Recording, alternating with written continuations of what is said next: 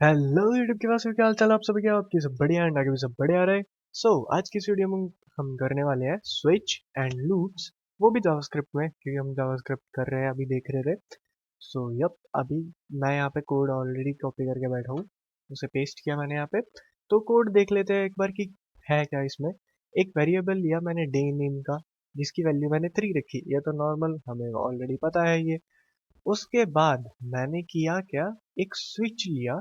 और ये स्विच करता क्या है, ये इस वेरिएबल के अकॉर्डिंग इन केसेस को चेंज करेगा और केस के अंदर जो भी लिखा होगा उसे एग्जीक्यूट करेगा। ये एक तरह से इफ एल्स का ही काम करेगा। बस ये थोड़ा सा क्लीनर है एंड देखने में काफी ज्यादा इजी लग रहा है ना। उससे काफी ज्यादा क्लीन भी लग रहा है, साफ सुथरा लग रहा है। तो वही स्विच का काम है और कुछ भी नहीं, बस इतना सिंपल सा। जैसे यहाँ पे डे 3 लिखा हुआ है, वैल्यू 3 दी हुई है, तो ये केस 3 को उठाएगा और इसे वेडनेसडे को उठा के प्रिंट कर देगा। अगर मैं यहाँ पे 2 कर दूँ तो ये केस 2 को उठाएगा, फिर यहाँ पे लगाएगा वही इफ एल्स वाला काम।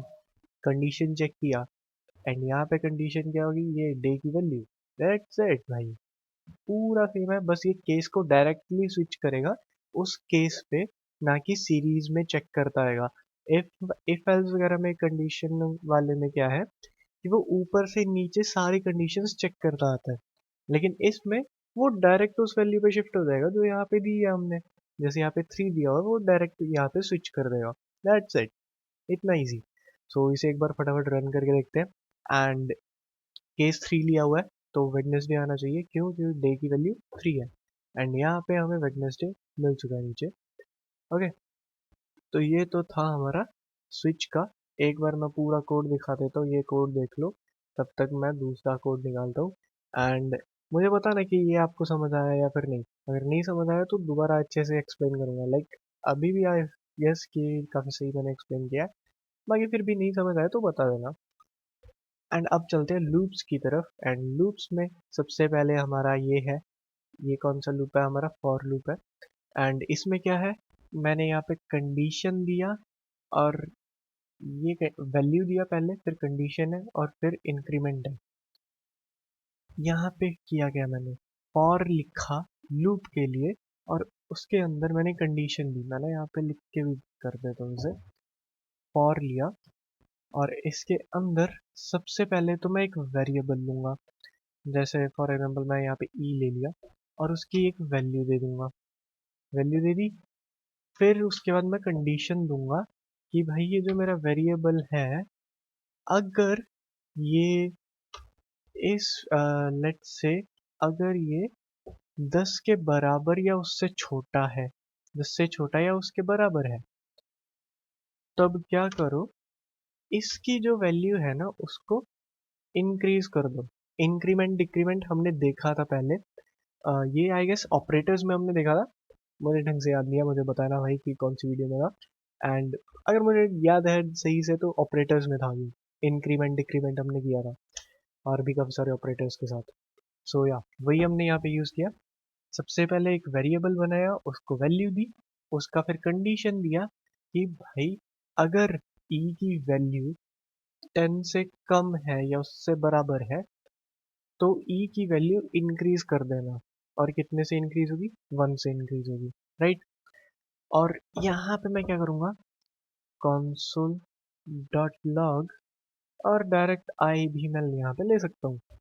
अभी ये क्या करेगा, सबसे पहले देखेगा कि ई की वैल्यू 1 है, तो चेक करेगा कि 10 से छोटी है, यप छोटी है, फिर इंक्रीज कर देगा वैल्यू। कर दिया, फिर यहाँ पे आउटपुट दे देगा, तो 2 वैल्यू आ जाएगी। फिर उसके बाद दोबारा आएगा यहीं पे, फिर से चेक करेगा कि अब कितनी वैल्यू है। अब तो 2 हो रखी है, तो यहाँ पे ये 2 कंसीडर करेगा उसे। फिर उसके बाद चेक करेगा कि 10 से छोटी है, यप छोटी है, फिर इंक्रीज करेगा। और ये लूप चलता रहेगा जब तक ये 10 के बराबर नहीं हो जाती। जब 10 के बराबर हो चुकी है, उसके बाद ये नहीं करेगा इंक्रीज, है ना। एंड इसे हम एक बार यहाँ पर रन करके देखते हैं इस कोड को। सो भाई, आजा लूप, ये रहा। ये तो कोड का आ गया। अरे अरे अरे अरे, I is not defined what. ये ऊपर वाले का दिया सेम कॉन्सेप्ट है एंड यहाँ पे मैंने नीचे क्या गड़बड़ की है। इंटरेस्टिंग। आओ, यहाँ पे ई देना था मुझे, माय मिस्टेक। मैं ऊपर वाला वो वेरिएबल उठा लिया था। यहाँ पे नीचे आएगा अब, ये रहा, ये देखो 1 से स्टार्ट किया और 10 पे ले जाके खत्म कर दिया इसने। सबसे पहले तो इसने 1 ही प्रिंट कर दिया जब मैंने console.log इसे मांगा ई से, एंड उसके बाद फिर इसने इंक्रीज करना स्टार्ट कर दिया। जब 10 के बराबर पहुंच गया तो इंक्रीज नहीं किया, वहां पे लूप खत्म, वहां पे लूप एंड कर दिया इसने। क्योंकि यहाँ पे मैंने कंडीशन दे रखी थी, और कंडीशन देना जरूरी है भाई। कंडीशन नहीं दोगे तो ये चलता रहेगा, फिर काम खराब है, क्योंकि फिर आपको पूरा पीसी शट डाउन, लाइक वो फाइल बंद करनी पड़ेगी। तो कंडीशन पहले से दे के रखो, ठीक है। ये था हमारा फॉर लूप। अभी करते हैं एक वाइल लूप। 3 तरह के लूप है actually, for, while and do while. तो वाइल में क्या है कि पहले कंडीशन चेक होगा। इसमें भी हमने पहले वेरिएबल लिया। यहाँ पे ना मैं लिख देता हूँ भाई, ओप्सीज। हाँ, वाइल लूप, अरे अरे, हाँ अब ठीक है। वेरिएबल लिया, उसकी वैल्यू दे दी। देन यहाँ पे मैंने कंडीशन दिया कि अगर आई की वैल्यू 3 या फिर उससे छोटी है तो ये प्रिंट करो, और उसके बाद इंक्रीज करना वैल्यू। प्रिंट करने के बाद तो पहले तो आएगा 1, फिर 2, फिर 3, उसके बाद ये बंद हो जाएगा, ठीक है। इसमें डिफरेंस क्या आया, इसमें इसने पहले ये प्रिंट किया और उसके बाद साथ ही सारा काम करता रहा, लेकिन इसमें पहले कंडीशन चेक करेगा। यहाँ पे कंडीशन पहले चेक करेगा, वहां पे कंडीशन बाद में चेक हुई है, पहले प्रिंट किया उसने, उसके बाद कंडीशन चेक की है। फॉर लूप में, फॉर लूप फॉर लूप में पहले वो प्रिंट कर देगा, आउटपुट दे देगा, उसके बाद कंडीशन चेक करेगा, फिर इंक्रीज करेगा। और यहाँ पे सबसे पहले ही कंडीशन चेक करेगा, उसके बाद प्रिंट करेगा, फिर इंक्रीज करेगा वैल्यू। ये डिफरेंस है फॉर एंड वाइल में। ध्यान से सुनना, अगर नहीं सुना तो थोड़ा सा बैक करके दोबारा सुन लो कि मैंने यहाँ पे कैसे बताया। ऊपर क्या है, सबसे पहले वो प्रिंट करेगा फॉर लूप में, उसके बाद कंडीशन देखेगा, फिर इंक्रीज करेगा। लेकिन वाइल लूप में सबसे पहले ही वो कंडीशन देखेगा, उसके बाद प्रिंट करेगा, फिर इंक्रीज करेगा, ठीक है। फॉर एंड वाइल लूप का ये डिफरेंस था।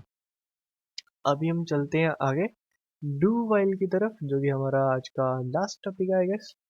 डू वाइल लूप भी साथ में लिख देता हूँ, डू वाइल लूप। अभी चलते हैं एंड पे, नीचे आओ, पेस्ट किया मैंने कोड। सो यहाँ पे मैं फिर से इस बार आई नहीं ले सकता, एक बार एक काम करता हूँ, यहाँ पे आई की जगह ए ले लेता हूँ। Let's go. सो यहाँ पे क्या है डिफरेंस, वेरिएबल लिया वो ठीक है, यहाँ पे डू लिखा मैंने और यहाँ पे वाइल लिखा हुआ, यहाँ पे फॉर जो लूप यूज करना है वही हम लिखेंगे। यहाँ पे मैंने क्या किया, सबसे पहले मैंने प्रिंट करवाया।